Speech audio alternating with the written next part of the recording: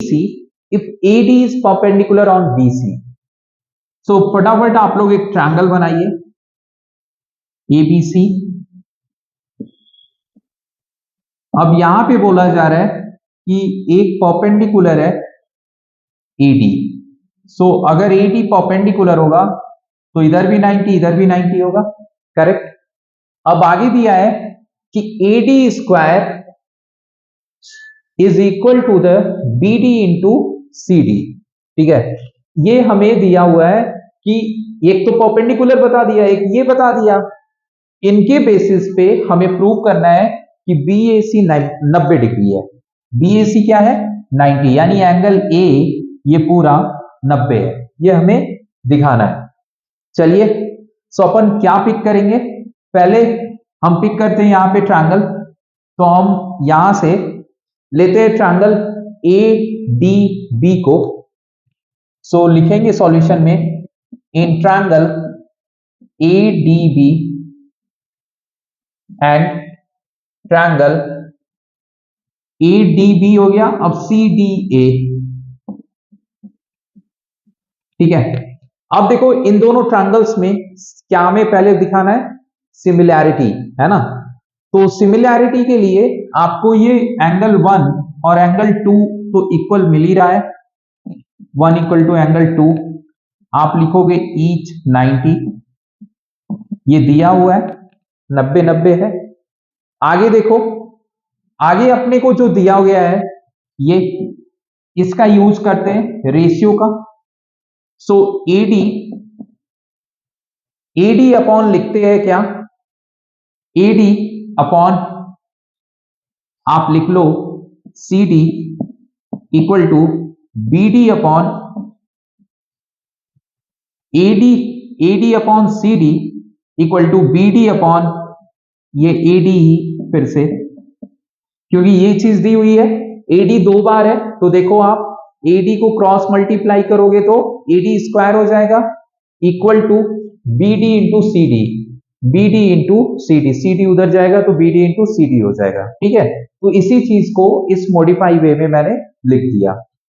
क्या है ना कि इसका यूज होगा और इसका यूज होगा तब जाके ये सिमिलर प्रूव होगा। सो ये चीज आप लिखोगे गिवन है।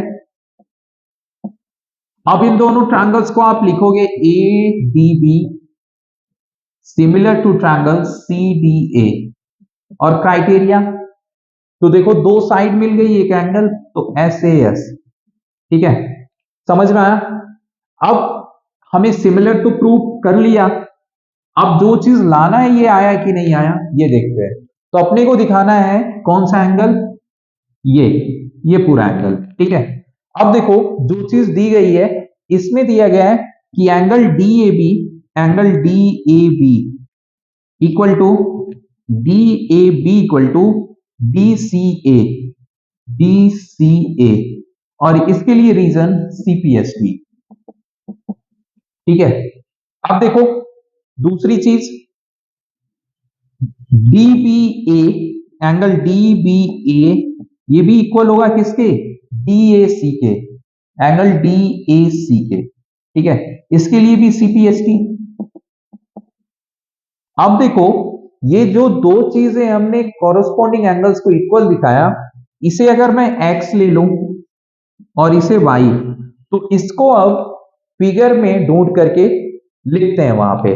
तो देखो DAB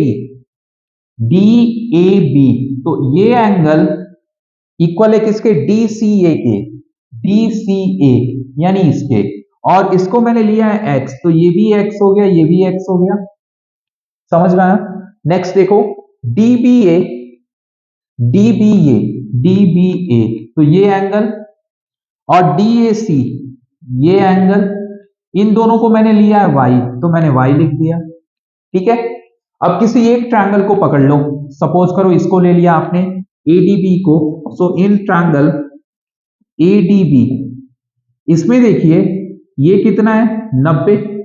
सो आप लिखोगे x plus y plus 90 equal to 180, लिख सकते हो एंगल सम प्रॉपर्टी से। ठीक है, so x plus y equal to 90 उधर गया, 180 माइनस 90 तो कितना आ गया? 90। सो x प्लस वाई कितना हो गया अपना 90।